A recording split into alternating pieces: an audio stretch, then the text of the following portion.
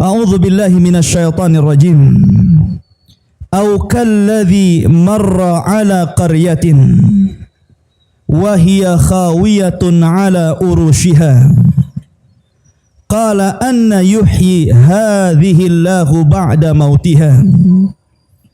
Fa amatahu Allahu mi'ata 'amin thumma ba'athah. Qala kam labista? Qala labistu yawman aw ba'da yawm. Qala bal labista mi'ata 'amin. Fanzur ila ta'amika wa syarabika lam yatasannah. Wanzur ila himarika walinaj'alaka ayatan linnas. Wanzur ila al-'idhami kayfa nunshizuha thumma naqsuha lahma. Falamma tabayyana lahu qala a'lamu anna Allaha ala kulli syai'in qadir. Ma'asyiral muslimin rahimani wa rahimakumullah. Ayat ini menjelaskan tentang kisah yang sangat menakjubkan. Karena kisah ini menunjukkan tentang qudratullah, kekuasaan Allah Subhanahu wa taala yang luar biasa. Tentunya bagi orang-orang yang beriman dan mau memikirkan ayat-ayatnya. Allah Subhanahu wa taala berfirman, "Au kalladzi marra 'ala qaryah." Atau seperti orang yang lewat di sebuah desa qaryah. Wa hiya khawiyatun 'ala urushiha.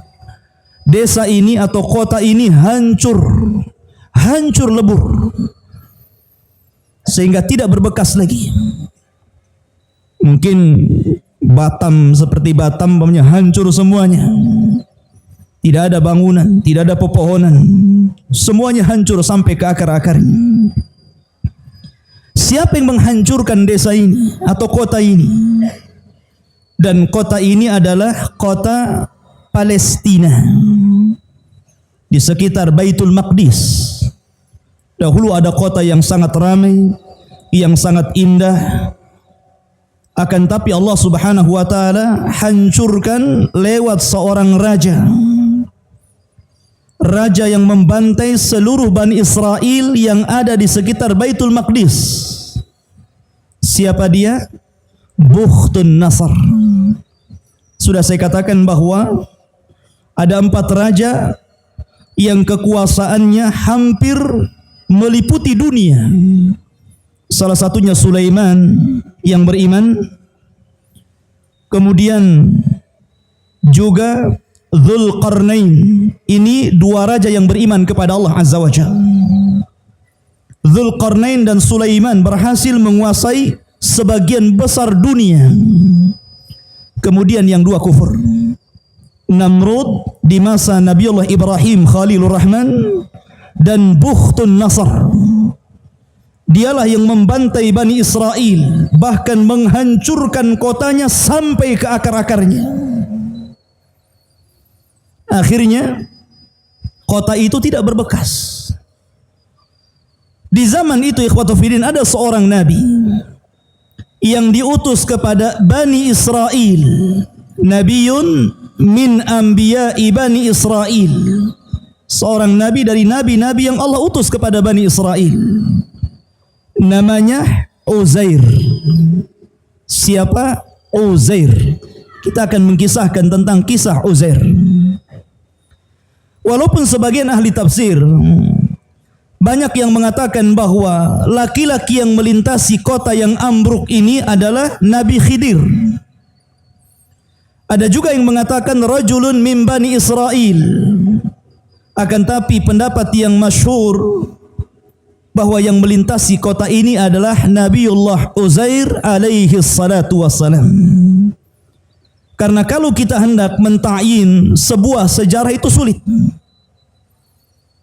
Bahwa ayat ini terjadi kepada Uzair itu sangat sulit sekali. Karena kita bicara tentang sejarah bukan di zaman Rasul atau setelahnya. Tapi kita bicara sejarah di zaman sebelum Rasul. Makanya para ulama tafsir mereka hanya mengatakan inilah pendapat yang masyhur, pendapat yang rajih, pendapat yang akrab, yang lebih dekat. Sehingga mereka memilih bahwa kejadian ini di masa Nabi Allah Uzair alaihi salatu wassalam. Ma'asyiral muslimin rahimani wa rahimakumullah. Uzair ini dia keluar dari rumahnya.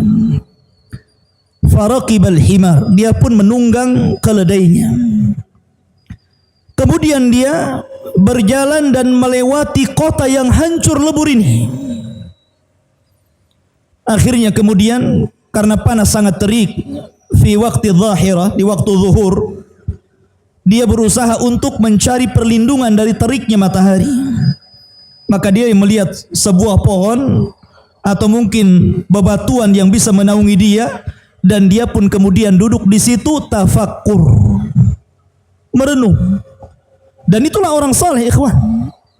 Orang saleh itu kalau melihat pemandangan yang indah, melihat langit yang indah dengan berbagai macam bintang dan bulan, melihat lautan yang sangat indah, maka mereka akan memuji Allah, tafakkur, menjadikan itu salah satu tanda-tanda kebesaran Allah.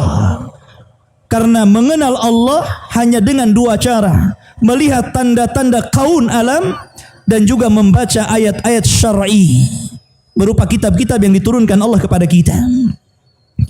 Lah Uzair ini termenung melihat kota yang dahulunya hijau, dahulunya ramai, dahulunya penuh dengan bangunan, tiba-tiba dihancurkan Bukhtun Nasr sampai ke akar-akarnya. Mungkin kalau kita melihat sekarang mungkin seperti di Suriah, Anda bisa melihat kerusakan kota yang luar biasa. Dihancurkan, dibom, diborbardir, hancur lebur.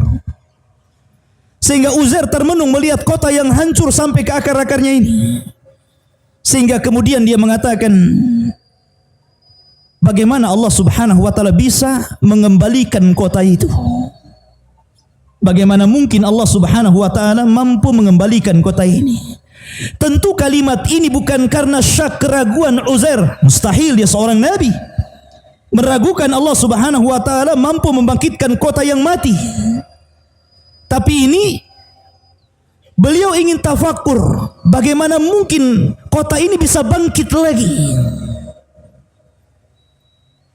Dan itu bisa terjadi kepada kita. Seperti antum melihat kota peperangan sampai hancur gitu kan. Mungkin antum berpikir kapan nih kota ini kembali seperti semula. Seperti itulah kalimat Uzair.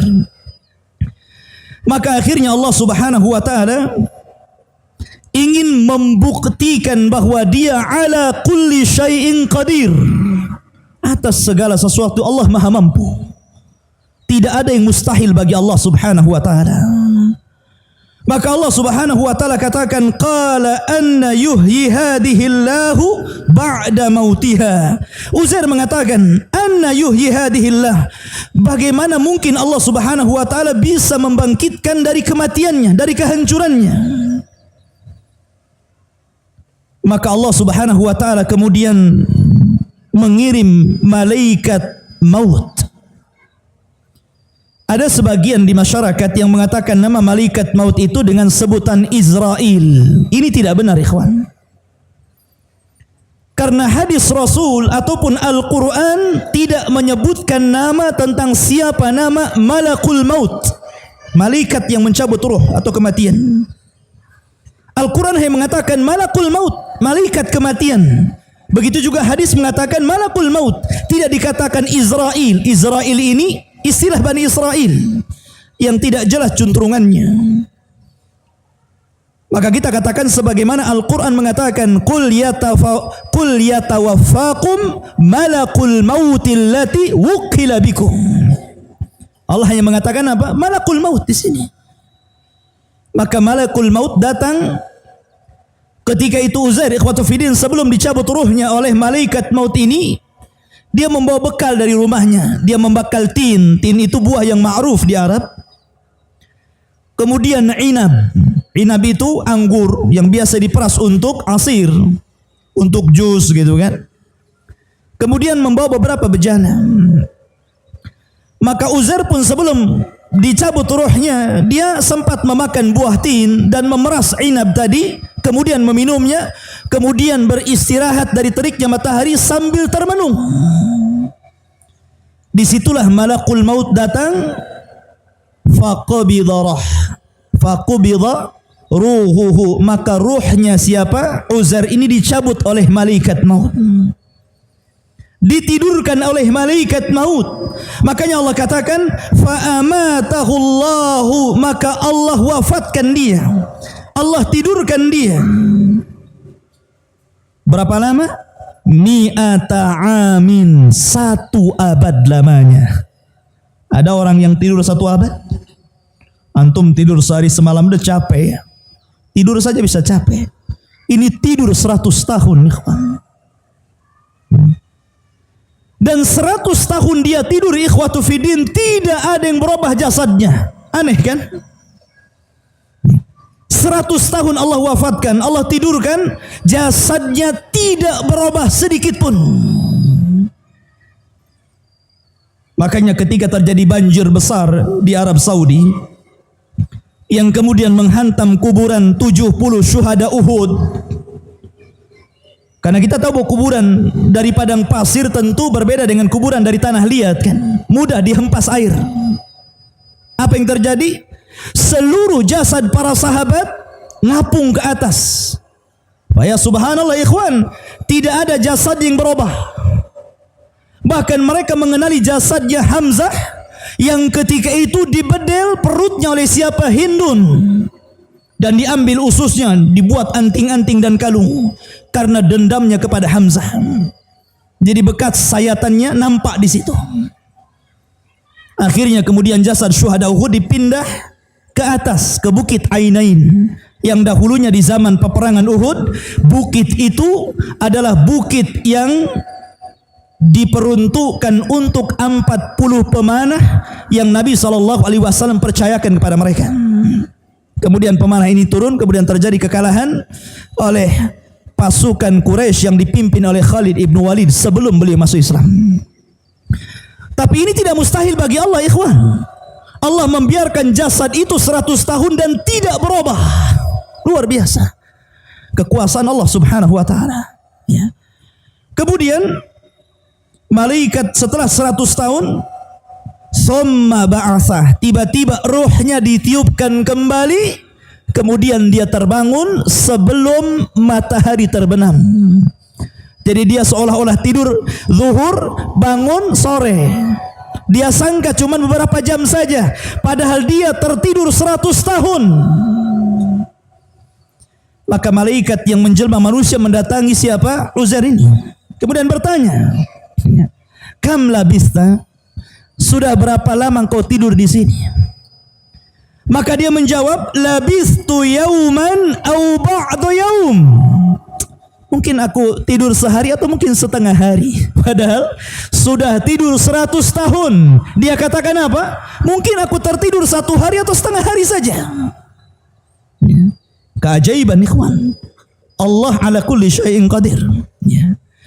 Kemudian malaikat itu mengatakan, qala bal labista mi'ata amin. Tidak, kau sudah tertidur 100 tahun wahai Uzair. Uzair bingung, mana mungkin ya kan? Karena apa? Karena Allah subhanahu wa ta'ala membangunkan dia sebelum matahari terbenam. Ketika dia tidur, Allah cabut ruhnya ketika waktu duhur, kemudian Allah tiupkan ketika sebelum terbenam. Jadi dia sangkanya separuh hari saja dia tidur. Maka malaikat itu mengatakan, fangdur ila ta'amika, lihatlah makananmu wahai Uzair, wa syarabika, dan minumanmu. Lihat minumanmu dan makananmu. Lihat buah tin yang kau bawa, lihat inab, anggur yang kau bawa, dan minuman perasan anggur yang kau peras. Lam yatasannah, tidak berubah sedikit pun. Itu yang membuat Uzair apa? Seolah-olah tidak tidur lama. Kalau setelah 100 tahun sudah berubah warna, minimalnya sudah nggak ada makanan itu. Jangankan 100 tahun, antum nyimpen anggur saja 1 hari itu sudah berubah. 2 hari sudah kering, 3 hari sudah dimakan tikus. Ya. Artinya bahwa Itulah dunia, yataghayyar, berubah. Dunia ini akan senantiasa berubah. Makanya ketika Allah Subhanahu wa taala mensifatkan sorga itu tidak berubah. Allah katakan dalam Al-Quran, Masalul jannati allati wu'idal muttaqun. Permisalan sorga yang Allah peruntukkan untuk orang-orang yang bertakwa, fiha, di dalamnya apa? Anharun min ma'in ghairi asin. Air yang tidak pernah berubah, tidak pernah berubah bentuknya, tidak pernah berubah rasanya. Di dunia ikhwan, hatta satu botol ini kalau kita biarkan 1 tahun dia akan berubah. Tidak mungkin tidak berubah di dunia. Apa yang tidak berubah? Akan berubah.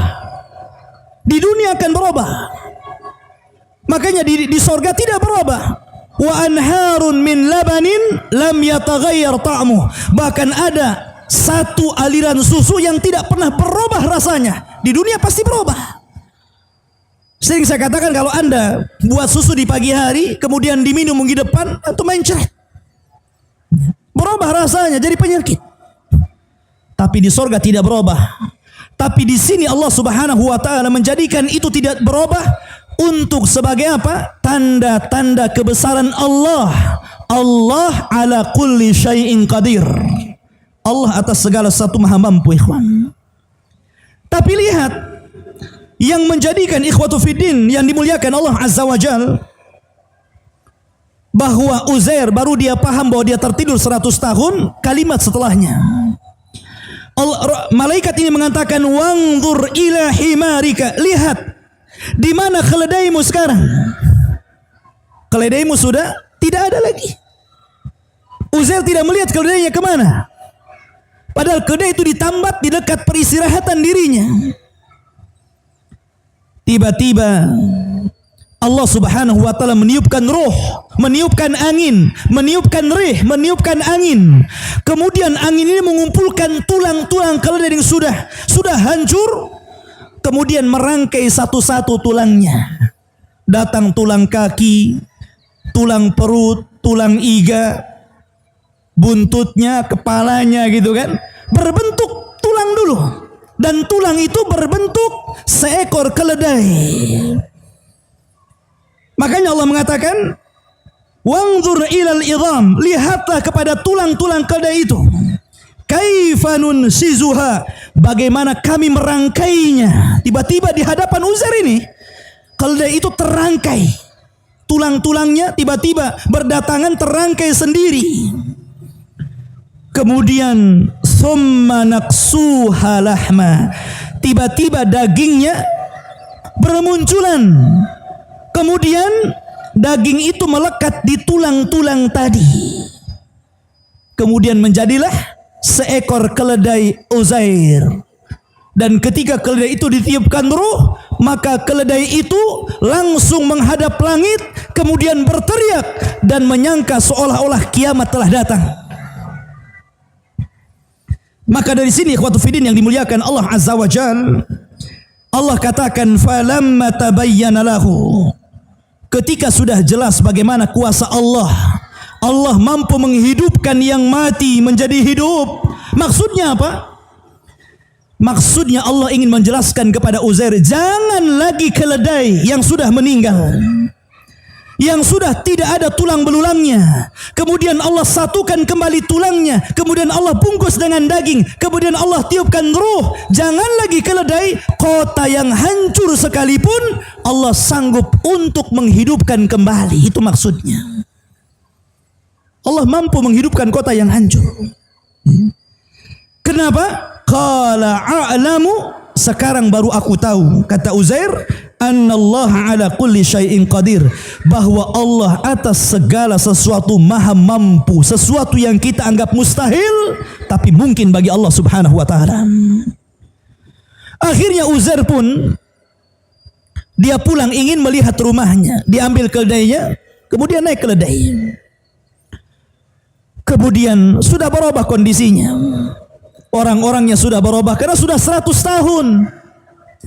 Kalau antum ditidurkan 100 tahun, kemudian antum dibangunkan, mungkin kawan-kawan antum sudah nggak ada. Mungkin sudah beralih generasi kan gitu. Begitu juga Uzair melihat mana kawan-kawannya sudah tidak ada. Ya. Generasinya sudah berbeda, kondisinya sudah berbeda, kotanya sudah hidup kembali, penuh dengan pepohonan, rindang, hijau, pertanian dan begitu seterusnya. Tapi Uzair masih mengetahui alamat rumahnya. Berangkatlah dia ke rumah. Kemudian ikhwatu fiddin yang dimuliakan Allah Subhanahu wa taala, sesampainya di rumah Uzair melihat ada nenek-nenek yang sedang menyapu rumahnya. Kemudian Uzair alaihi salatu wassalam bertanya kepada orang tua ini. Nenek tua renta ini mengatakan, yang sudah buta, sedang memegang sapu. Dan Uzair mengatakan, aina baitu Uzair? Di mana rumahnya Uzair? Kemudian wanita tua ini mengatakan, walima tas'al ya rajul? Kenapa kau bertanya tentang rumahnya Uzair? Bukankah Uzair sudah tidak ada lagi? Uzair ikhtafa mundu mi'ati sanah. Wala yadri ahadun aina dhahab. Uzair sudah enggak ada. Dia sudah hilang 100 tahun, entah kemana dia perginya. Orang-orang menyangka dia sudah mati. Kenapa kau tanya tentang rumahnya Uzair? Inilah rumahnya Uzair. Maka Uzair mengatakan, ana Uzairun, sayalah Uzair. Maka wanita itu heran, ikhwan.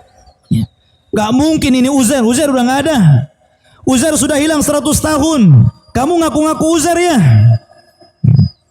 Akhirnya ikhwatu fiddin yang dimuliakan Allah Azza wa Jalla, ana Uzair, saya Uzair. Maka wanita itu mengatakan, tidak, Uzair adalah rajulun saleh, laki-laki yang sangat saleh, yang kami kenal kesalehannya. Rupanya nenek ini adalah jariyahnya, pembantunya, budaknya. Jadi ketika Uzair keluar dari rumahnya, usianya ketika itu 40 tahun. Sementara jariyahnya, pembantunya itu 20 tahun. Sehingga jariyahnya usianya sudah 120 tahun. Dan Uzair usianya sudah 140 tahun. Sudah tua. Allah berikan usia yang panjang kepada budaknya ini. Akhirnya ikhwatu fiddin yang dimuliakan Allah Azza wa Jalla, dia mengatakan, setahu saya Uzair itu orang saleh. Dia adalah nabi. Dia sanggup menyembuhkan penyakit buta. Kalau engkau Uzair, berdoalah kepada Allah Azza wa Jalla, sembuhkan kedua mataku. Maka Uzair pun berdoa kepada Allah Subhanahu wa taala. Akhirnya Allah menyembuhkan kedua mata nenek itu. Ketika sembuh dan melihat Uzair, baru dia terperanjat, anta Uzair? Kamu Uzair? Karena Uzair lebih muda daripada nenek tadi. Kan belum berubah Uzair itu. Cuman usianya saya sudah panjang. Kamu Uzair? Loh, kamu pembantu saya kan itu. Ya. Kuasa Allah Subhanahu wa taala, ikhwan. Ya. Akhirnya wanita tua ini pun mengajak Uzair kepada kaumnya dan mengatakan, Uzair telah datang. Yang dulu hilang Uzair sudah ada. Sampai putranya Uzair waktu itu sudah tua juga. Sudah, justru anaknya lebih tua dari bapaknya, karena bapaknya tidak berubah gitu kan. Ya. Kalau kamu adalah Uzair bapakku memiliki tanda di katifnya di sini. Akhirnya diberitahu, subhanallah, betul dia adalah Uzair. Mendengar Uzair hidup lagi, ikhwatu fiddin, maka orang-orang Yahudi Bani Israel mereka berdatangan kepada Uzair. Karena ketika itu ikhwatu fiddin yang dimuliakan Allah Azza wa Jalla, yang paham tentang atau yang menyembunyikan, yang menyimpan kitab Taurat peninggalan Nabi Musa alaihi salatu wassalam adalah Uzair. Jadi ketika itu hancur lebur kota itu, maka kitab Taurat itu hilang, entah kemana. Sehingga akhirnya orang-orang Yahudi Bani Israel ini meminta kepada Uzair agar mengajarkan kepada mereka kitab Taurat. Akhirnya Uzair pun mencari kitab Taurat yang pernah disimpannya, tapi Allah takdirkan hilang kitab itu. Ada yang mengatakan sudah rusak. Akhirnya mereka meminta agar Uzair membacakan kepada mereka Taurat dari hafalannya. Akhirnya Allah Subhanahu wa taala menakdirkan Uzair ini diberikan hafalan yang luar biasa. Dia mampu menghatamkan dan menghafalkan kitab Taurat dari awal sampai akhir. Dia membacakan kitab Taurat, padahal kitab itu sudah tidak ada lagi. Dari sinilah orang-orang Yahudi tersesat. Kenapa? Mereka menganggap Uzair itu ibnullah, anak Allah. Wa qalatil yahudu Uzair ibnullah. Wa qalatin nasara al-masih ibnullah. Dzalika qauluhum bi afwahihim. Ketika orang-orang Yahudi mengatakan Uzair anak Allah, ketika mengatakan Nasrani Isa anak Allah, kenapa? Karena mereka menganggap bahwa Uzair berbeda dengan Musa. Nabi Musa sendiri ikhwatu fiddin yang Taurat turun kepadanya, beliau kalau menyampaikan Taurat masih membawa catatannya. Tapi Uzair tidak membawa catatan sedikit pun. Betul-betul dia menyampaikan Taurat itu dari hafalannya. Seolah-olah orang Yahudi menyangka bahwa Uzair itu anak Allah. Karena apa? Mampu berbicara dengan kitab Taurat. Tersesatlah orang-orang Yahudi di sini dan mengatakan Uzair anak Allah, na'udzubillah. Sebagaimana tersesat orang-orang Nasrani mengatakan Isa ibnullah, anak Allah. Ma'asyiral muslimin rahimani wa rahimakumullah. Maka akhirnya Uzair pun berdakwah kepada Bani Israel, kemudian mengembalikan Bani Israel kepada ajaran Musa alaihi salatu wassalam. Kemudian ikhwatu fiddin yang dimuliakan Allah Azza wa Jal, kalau kita melihat kisah ini dan kisah setelahnya, antum perhatikan Al-Quran.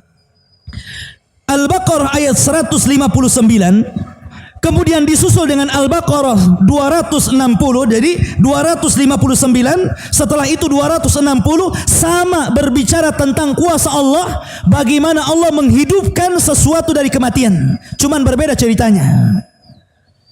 Kalau 259 itu bercerita tentang Uzair, tapi kalau 260 berbicara tentang Ibrahim. Ketika Ibrahim alaihi salatu wasallam mengatakan, wa idh qala Ibrahimu rabbi arini kaifa tuhyil mauta. Ketika Ibrahim berkata, ya Rabb, perlihatkan kepada aku bagaimana engkau menghidupkan kematian. Qala, maka Ibrahim mengatakan, awalam tu'min, kamu kurang beriman kepadaku wahai Ibrahim? Qala bala, tidak. Walakin liyatma'inna qalbi, supaya aku lebih tenang. Maka Allah Subhanahu wa taala katakan kepada Ibrahim, fakhud arba'atan minat tayr, ambil 4 burung, fasuruhunna ilaika, kemudian potong-potong burung itu, summa ja'al ala kulli jabali minhunna juz'ah, kemudian letakkan bagian-bagiannya di setiap gunung. Kamu letakkan kepalanya di sana, kakinya di sana, ekornya di sana, terserah. Ya. Kemudian summad'uhunna, kemudian panggillah mereka, ya'tinaka sa'ya, maka mereka akan mendatangi kamu dengan bersegera. Allah mengembalikan burung-burung yang sudah dipotong-potong Ibrahim itu menjadi kembali, kemudian ditiupkan ruh, kemudian datang kepada Ibrahim alaihi salatu wassalam, wa'lam annallaha azizun hakim, ketahuilah Allah maha perkasa dan Allah maha bijaksana. Ikhwan, 2 kisah ini yang beruntun, bagaimana Allah Subhanahu wa taala menghidupkan sesuatu dari kematiannya. Kenapa ayat ini Allah letakkan secara beruntun? Karena ayat 258 itu bercerita tentang Namrud. Ya. Namrud mengaku Tuhan, mampu menghidupkan orang mati, mampu mematikan orang hidup, tapi dengan cara dia. Kata Namrud, datangkan 2 tawanan. Kata Namrud, yang satu ini memang diponis mati, segerakan dia, bunuh dia atas perintah saya. Maka dibunuhlah satunya. Lihat, saya bisa mematikan orang ini. Yang satu ini divonis bebas, kamu nggak saya bunuh, kau pulang saja, saya bisa menghidupkan dia. Itulah cara Namrud mengaku bahwa dia Tuhan, bisa menghidupkan manusia dan mewafatkan manusia. Tapi ikhwatu fiddin, Allah Rabbul Alamin, Rabbuna wa Rabbukum, Rabb kita dan Rabb kalian semuanya, bukan begitu caranya. Namrud tidak bisa seperti yang Allah lakukan, membunuh dulu kemudian menghidupkan kembali. Bahkan jasad yang sudah terpotong-potong, mampu Allah Subhanahu wa taala hidupkan. Ini semua tanda kebesaran Allah, semua tanda kekuasaan Allah agar kita semakin beriman kepada Allah Subhanahu wa taala. Semoga kisah yang singkat ini bermanfaat. Subhanakallah bihamdika, asyhadu an la ilaha illa anta astaghfiruka wa atubu ilaik. Allahu ta'ala. Assalamualaikum warahmatullahi wabarakatuh.